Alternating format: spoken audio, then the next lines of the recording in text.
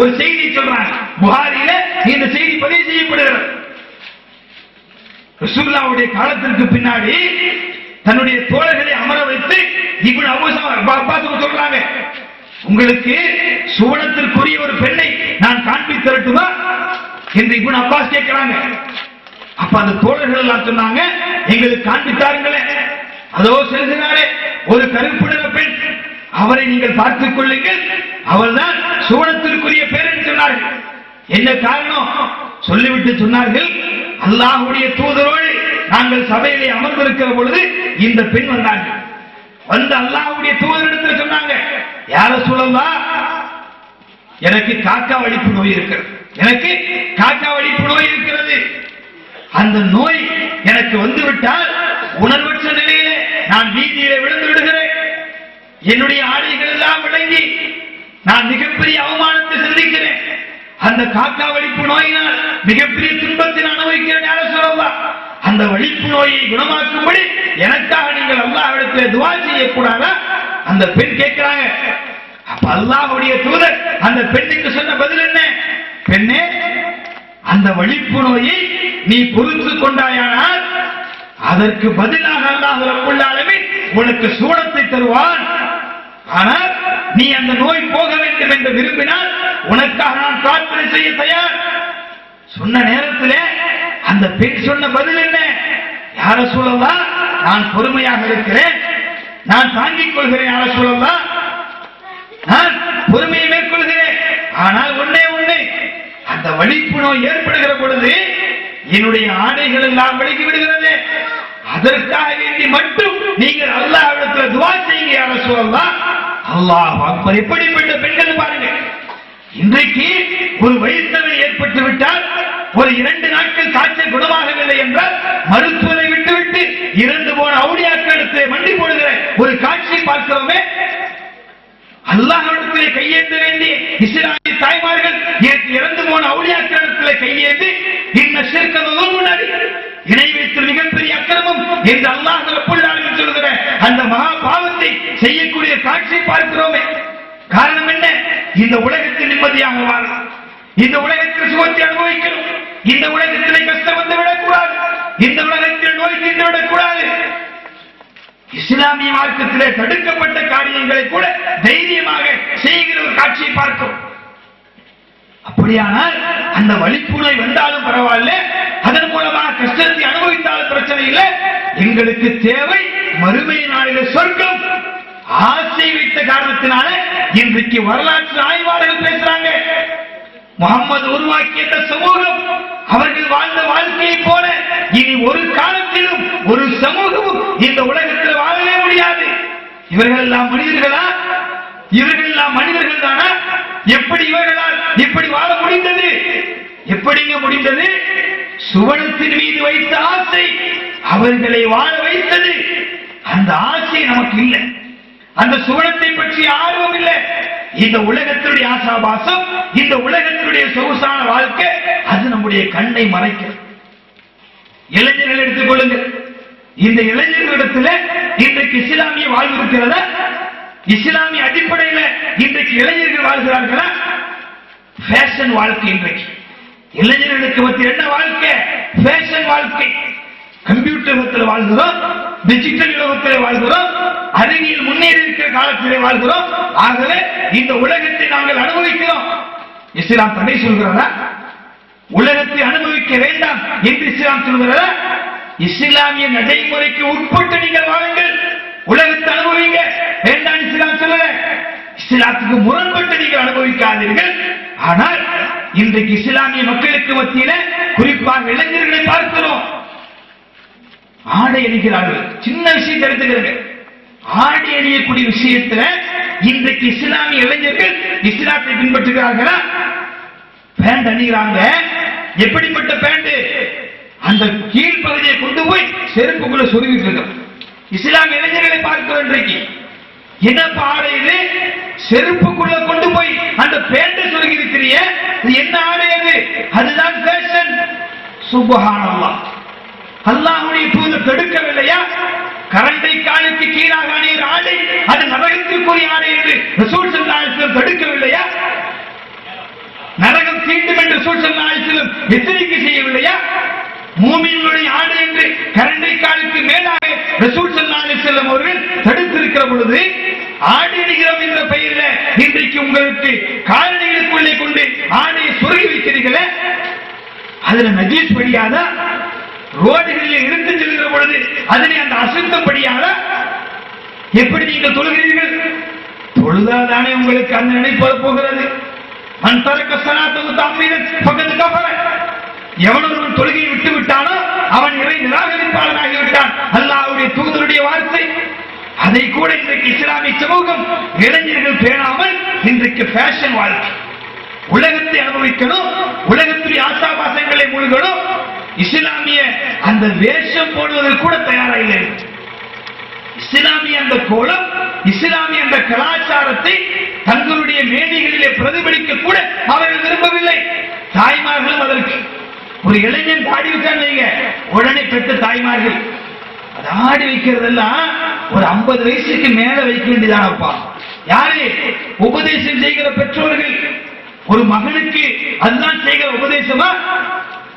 ஒரு அழகா சேவ் பண்ணி அழகா இருந்தா என்ன, 4 பேர் பார்க்கிற மாதிரி இருந்தா என்ன, இந்த வயசுலயே தாடி விடணுமா? பார்க்க அசிங்கமா இல்லையா? ஒரு 50 வயசுக்கு மேலாக நீ தாடியை விடக்கூடாதா? பெற்றோர்கள் உபதேசம். இதுதான் பெற்றோர்களா? அல்லாஹ்வுடைய தூதர் சொல்லவில்லையா? பெற்றோர்களே, உங்களுடைய குழந்தைகள் உங்களிடத்தில் ஒப்படைக்கப்பட்ட அமானிதம். அந்த குழந்தைகளை குறித்து நீங்கள் விசாரிக்கப்படுவீர்கள். அப்ப அந்த குழந்தை இஸ்லாமிய அடையாளங்களை தவிர்த்து வழிகிட்டு செல்லுமையானால் அதற்காக நீங்கள் பதில் சொல்ல வேண்டுமே. அதை கூட இன்றைக்கு இளைஞர்கள் செய்வதற்கு தயாராக காரணம் என்ன? உலகத்தினுடைய ஆசை. 4 பேர் பார்க்கும் பொழுது உலகத்துடைய அந்த ஃபேஷனோட வாழணும். இஸ்லாமிய அடையாளம் என்பது அதற்கு அப்பாற்பட்டது. அப்ப அல்லாஹ் நம்மை பொருந்திக் கொள்ளணுமே, அல்லாஹ் நம்மை மெச்சணுமே, அந்த எண்ணம் முஸ்லிம் இல்ல. உலகத்துல பெயர் வாங்கணும், உலகத்து ஆசாபாசங்களிலே நிகழ்த்தி இருக்கணும். இதுதான் இன்றைக்கு நிகழ்த்திருக்கிற ஒரு காட்சியை நீங்கள் பார்க்கிறீர்கள். அப்படியானால் அந்த சொர்க்கத்தின் மீது ஆசை வைக்கிறது எப்போ ஒரு முஸ்லிமுடைய வாழ்வு தூய்மையான வாழ்வா மாறும்? சின்ன சின்ன கஷ்டங்களை தாங்குவதற்கு எப்ப தயாராவாங்க? தியாகங்களை செய்வதற்கு எப்ப தயார்? அந்த சுவனத்தின் மீது வைக்கிற ஆசை, அதை அடைவதிலே உள்ள லட்சியம், அதன் மீது கொண்ட வெறி எப்ப மிகைத்திருக்குமோ அப்ப இதுவெல்லாம் சின்னதாயிரும். உலகத்தினுடைய ஆசாபாசங்கள், உலகத்தினுடைய சுகங்கள் எல்லாம் ரொம்ப அற்பமாயிரும். அது மகத்தான பரிசு, நிரந்தரமான பரிசு, அழிவில்லாத பரிசு. என்னங்க அனுபவிச்சிருவோம்? சிந்திச்சு பாருங்க. அப்படி என்னத்தை அனுபவிச்சிருவோம்? எவ்வளவு காசு உள்ள இருக்கட்டுமே, எவ்வளவு கோடிய சொத்து இருக்கட்டுமே, எவ்வளவு அழகு இருக்கட்டும், எவ்வளவு நாளைக்கு? ஒரு 60 வருஷம் அனுபவிச்சிருவோமா? 70 ஆண்டுகள் அனுபவித்து விடுவோமா? அதிகபட்சம் 100 ஆண்டு அனுபவிச்சிருவோமா? அதற்கு பிறகு பேசினான் செய்தவர்கள், அதற்கு பிறகு தனிமையில அந்த மன்னரையில் தான் செல்ல போகிறீர்கள். அந்த புழுக்களும் அந்த கிருமிகளும் அழிக்க போகிற அந்த மண்ணுக்கு தானே செல்ல போகிறோம். அப்ப மறுமையுடைய அந்த வாழ்வுதானே மகத்தானது, அந்த பரிசுதானே நிரந்தரமானது, அதுதானே பூமியின் ஆசை வைக்கணும். அப்படியானால் அதன் மீது ஆசை வைக்கணும். அதே போல அல்லாஹ்வுடைய தண்டனையை குறித்த பயம் உள்ளத்தில் வரும். எப்படி சூழத்தின் மீது ஆசை வைக்கிறோமோ அதே போல என்ன வரணும்? இன்னொரு பக்கத்தில் அந்த தண்டனை பற்றிய பயம் ஏற்படணும். இந்த உலகத்தில் நான் எப்படி வேணாலும் வாழ்ந்துடலாம், எப்படிப்பட்ட ஆடம்பரமான வாழ்க்கையை, அலங்கோலமான வாழ்க்கையை கூட உலகத்தில் தேர்ந்தெடுக்கலாம். ஆனால் என்றாவது ஒரு நாள் இந்த உலகத்தை விட்டு நாம் பிரிவோம். மனிதர்கள் எல்லாம் எழுப்பப்படுகிற அந்த மறுமை நாளிலே அல்லாஹ்வுக்கு முன்னால் நிறுத்தப்படுகிற பொழுது வத்தகு யௌமன் துர்ஜஊன ஃபீஹி இலல்லாஹ், அந்த நாளை நீங்கள் பயந்து கொள்ளுங்கள், நீங்கள் அனைவரும் அன்றைக்கு என்னிடத்திலே ஒன்று கூட்டப்படுவீர்கள் என்று அல்லாஹ் ரப்பல் ஆலமீன் சொல்கிறானே. அந்த நாளிலே நாம் நிறுத்தப்படுவோம். அந்த அல்லாஹ்வுக்கு முன்னால் நிறுத்தப்படுகிற பொழுது அன்றைக்கு நாம் தப்பிக்கணும். அன்றைக்கு அல்லாஹ்வுடைய பாதுகாப்பு நமக்கு கிடைக்கணும். அல்லாஹ் நம்மை தண்டிக்க நாடிவிட்டால், அல்லாஹ்வுடைய பிடி இருக்கப்படுமையானால், இன்னபது ஷரப்பிக்கல ஷதீத், அல்லாஹ்வுடைய பிடி இருக்கப்பட்டால் அந்த கடுமையான பிடியில நம்மால் தப்பிக்க முடியாது என்ற பயம் உள்ளத்தில் வரணும். அந்த பயம் வந்தால்தான் முஸ்லிமுடைய வாழ்வு சீர்வரும். மனித சமுதாயத்தினுடைய அந்த வாழ்வு செயல்படும். அல்லாஹ் ரப்பல் ஆலமீன் அதி பயங்கரமாகத்தான் அந்த காட்சி அல்லாஹ் துவக்குகிறான். அந்த மறுமை நாளை சொல்கிற பொழுது அது ஏற்படுகிற அந்த நேரத்தை குறித்து அல்லாஹ்வுடைய எச்சரிக்கை எப்படி இருக்குது? யௌம தரவுனஹா ஃபதஹல குல்லு முர்லியாத்தின் அம்மா அரலாத் வதரவு குல்லு தாத்தி ஹம்லின் ஹம்லஹா வதர الناس சுகாரா வமா ஹும் பிசுகாரா வலாக்கின் அஸாபல்லாஹி ஷதீத். அந்த மறுமை நாள் ஏற்படுவதற்கு முன்னால் ஏற்படக்கூடிய அவலங்களை அல்லாஹ் ரப்பல் ஆலமீன் வர்ணிக்கிற பொழுது சொல்கிறார். கர்ப்பிணி தாய்மார்கள் அந்த நாளிலே குழந்தை ஈன்றெடுத்து விடுவார்கள். அது அவர்களுக்கு பெரிதாக தெரியாது. பாலூட்டி கொண்டிருக்கிற தாய் தன்னுடைய எல்லாத்தையும் விடுவார். ஒருவித மயக்கத்தில் இருப்பார்கள். அது மதுவினால் ஏற்பட்ட மயக்கம் அல்ல, அல்லாஹ்வுடைய வேதனை அதாபுகளை கொண்டு ஏற்படுகிற அந்த மயக்கம். அல்லாஹ் ரப்பல் ஆலமீன் அப்படித்தான் தூங்குகிறார். அந்த மறுமையினால் ஏற்படுகிற அந்த நேரத்தை அல்லாஹ் ரப்பல் ஆலமீன் கடுமையாக எச்சரிக்கிறார். அந்த மறுமை நாள் என்பது சாதாரணப்பட்டதல்ல, அதிபயங்கரமான நாள். அந்த நாளை நீங்கள் பயந்து கொள்ளுங்கள். அக்கிரமம் புரிந்து அநியாயம் புரிந்து அழிச்சாட்டியமான வாழ்வை உலகத்தில் நீங்கள் வாழ்ந்தால் உலகத்தில் உங்களுக்கு அவகாசம் உண்டு. அந்த அவகாசம் முடிந்து அல்லாஹ்வுடைய அந்த நாளுக்குரிய நாளுக்கு நீங்கள் வந்துவிட்டால் அன்றைக்கு அதிக அந்த அதாபை அந்த வேதனையை உங்களால் தடுத்துக் கொள்ள முடியாது. நபிகள் நாயகம் ஸல்லல்லாஹு அலைஹி வஸல்லம் அவர்கள் தன்னுடைய அருமை துணைவியார் அன்னை ஆயிஷாவிடத்து சொன்னார், ஆயிஷாவே, அந்த மஹ்ஷர் மைதானத்தில் அந்த மக்கள் எல்லாம் ஒன்று கூட்டப்படுகிற அந்த நேரத்தில் மனிதர்கள் எல்லாம் எப்படி நிற்பார்கள் தெரியுமா? ஆடை அணியாதவர்களாக, சத்னா செய்யாதவர்களாக, காலிலே செருப்பு அணியாத நிலையிலே அன்றைக்கு மக்கள் எல்லாம் நிற்பார்கள். எப்படி? நிர்வாணிகளாக, ஆடை அணியாத நிலையிலே நிர்வாணிகளாக அந்த நேரத்திலே மனிதர்கள் இருப்பார்கள் என்று ரசூல் ஸல்லல்லாஹு அலைஹி வஸல்லம் அவர்கள் தன்னுடைய துணைவியாரிடத்தில் சொல்லும் பொழுது அன்னை ஆயிஷா ரலியல்லாஹு அன்ஹா அவர்கள் ஆச்சரியத்தோடு கேட்டாங்க, யார் ரசூலல்லாஹ், எல்லா மனிதர்களும் ஆடை அணியாமல் நிர்வாணியாக நிற்பார்கள் என்று நீங்கள் சொல்கிறீர்களே, ஒருவரை மற்றவர்கள் பார்த்துக் கொள்வார்களே? அப்ப அல்லாஹ்வுடைய ரசூல் தன்னுடைய துணைவியாருக்கு சொன்ன பதில் என்ன? ஆயிஷாவே, அதற்கெல்லாம் அன்றைக்கு மனிதனுக்கு நேரம் இருக்காது. அதற்கெல்லாம் அன்றைக்கு மனிதனுக்கு நேரம் இருக்காது. ஒருவர் மற்றவரை பார்ப்பதற்கு நேரம் இருக்காது. ஒவ்வொருத்தரும் தங்களுக்கு ஏற்படுகிற அந்த வேதனை குறித்து தான் அவர்கள் பயந்து நடுங்கிக் கொண்டிருப்பார்கள். அந்த நேரத்தில் உனக்கு அந்த மஹ்ஷர் மைதானத்தில் கால் வைப்பதற்கு இடம் கிடைத்தால் நீ பாக்கியவதி என்று சொன்னார் ரசூல் ஸல்லல்லாஹு அலைஹி வஸல்லம். அல்லாஹ் அக்பர். அப்ப எப்படி இருக்கும் பாருங்க. அந்த மஹ்ஷர் மைதானத்தில் நிர்வாணிகளாக ஆண்கள் பெண்கள் யார்? 50 நபர்களா, 100 நபர்களா, 1000 நபர்களா, லட்சம் பேரா, கோடிக்கணக்கான எண்ணிலடங்கான மக்கள். ஆதம் அலைஹிஸ்ஸலாம் முதற்கொண்டு இறுதி நாள் வரை வாழக்கூடிய அத்தனை கோடிக்கணக்கான மக்களும் ஒரு மைதானத்திலே ஒன்று கூட்டப்பட போகிறார்கள். எப்படி நெருக்கடி இருக்கும்? கால் வைப்பதற்கு இடம் கிடைத்தால் நீ பாக்கியவதி என்று சொன்னார்களே, அப்படிப்பட்ட அந்த நேரத்திலே நிர்வாணிகளாக நிற்கிற பொழுது ஒருவர் மற்றவரை பார்க்க மாட்டார்கள் என்றால் அந்த நேரத்தை பற்றி சிந்தித்துக் கொள்ளுங்கள். எப்படிப்பட்ட நிலையா இருக்கும்? ஒவ்வொரு நபர்களும் பரிதவித்து நிற்கிற நாள் இருக்குது. அதை பற்றிய பயம் உள்ளத்தில் வரணும். அந்த மறுமை நாளில அந்த பாதிப்புக்கு நான் ஆளாக்கப்பட்டு விடக்கூடாது. அந்த அல்லாஹ்வுடைய வேதனை என் மீது வந்துவிடக் கூடாது. அல்லாஹ்வுடைய பாதுகாப்பு எனக்கு வேணும் என்கிற அந்த பயம், அந்த எச்சரிக்கை உணர்வு நம்முடைய வாழ்வில் இருந்தால் தவறு நடக்குமா? அநியாயம் செய்வோமா? அட்டுழியம் செய்வோமா? எந்த ஒரு நேரத்திலையும் அந்த அட்டுழியை செய்யவே மாட்டோம். வரம்பு கடந்த பாவத்தை செய்யவே மாட்டோம். அன்பிற்குரியவர்களே, அதுதான் சஹாபாக்களுக்கு இருந்தது. அவர்களுடைய வாழ்வு பக்குவப்படுத்தப்பட்டதனால அல்லாஹ்வுடைய ரசூல் ஒரு கண்காணிக்கிற கூட்டத்தை வைத்து அந்த சமுதாயத்தை திருத்தி எடுத்தார்களே. அல்லாஹ்வுடைய தூதர் அப்படியெல்லாம் செய்யறாங்க. இந்த உணர்வைத்தான் ஊட்டினாங்க. அந்த மறுமை நாளிலே அல்லாஹ் ரப்பல் ஆலமீனுக்கு முன்னால் நீங்கள் நிறுத்தப்படுவீர்கள். உலகத்தில் தவறு செஞ்சிட்டால் மறுமையை நீங்க தப்பிக்க முடியாது, உலகத்தில் தப்பிக்கலாம் என்ற அந்த பய எச்சரிக்கை உணர்வை உள்ளத்தில் ஊட்டினதனாலதான் அவர்களுடைய வாழ்வு மாறியது. அந்த பயம் நமக்கு இல்லை. நம்முடைய வாழ்வு சீரழிந்து கொண்டே இருக்கு. முஸ்லிம்கள் என்றால் முஸ்லிம்களுடைய வாழ்வு இன்றைக்கு நம்மிடத்தில் இருக்கிறதா? இஸ்லாமிய வாழ்க்கைக்கு நமக்கு சம்பந்தமே இல்லை. அன்பிற்குரிய சகோதரர்களே, கஅப் பின் மாலிக் என்று சொல்லக்கூடிய ஒரு நபித்தோழர், தபூக் போர், இந்த தபூக் போர் முடிந்து நபிகள் நாயகம் ஸல்லல்லாஹு அலைஹி வஸல்லம் அவர்கள் ஒவ்வொரு நபித்தோழர்களையா கூப்பிடுறாங்க.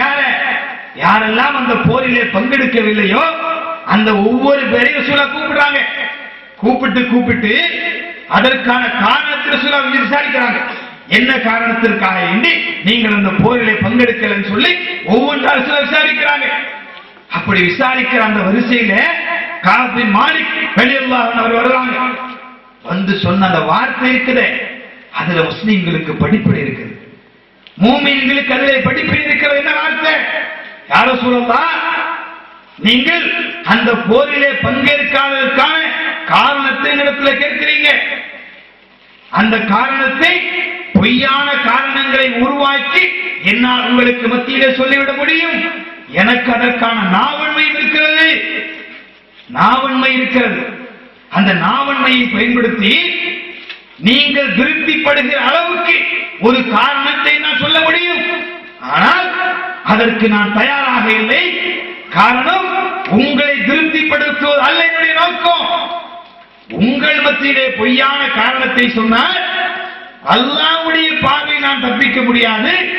அந்த அல்லாஹ்வுடைய தண்டனைக்கு நான் பயப்படுகிறேன். ஆகவே யா ரசூலல்லாஹ், நான் வேண்டுமென்றே தான் வரவில்லை. என்ன சந்திச்சாங்க நிலைமைய? கிட்டத்தட்ட 40 நாட்கள் சமூக பரிஷ்காரம். அந்த சஹாபாக்கள் சொல்றாங்க, அந்த நாட்களிலே இந்த உலகமே எங்களுக்கு சுருங்கிவிட்டது.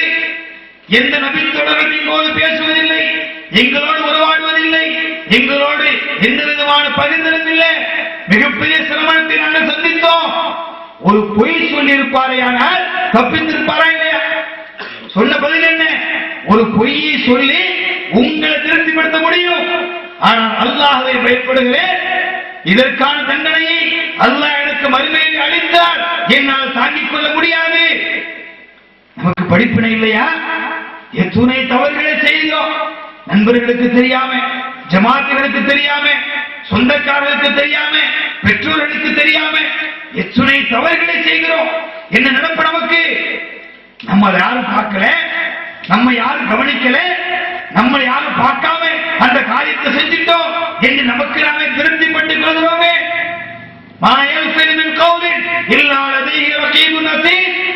நீங்கள் வெளியேற்றுகிற ஒவ்வொரு வார்த்தையும் பதிவு செய்கிற வானவர்களுக்கு தெரியாம நீங்கள் எதையுமே பேசுவதில்லை.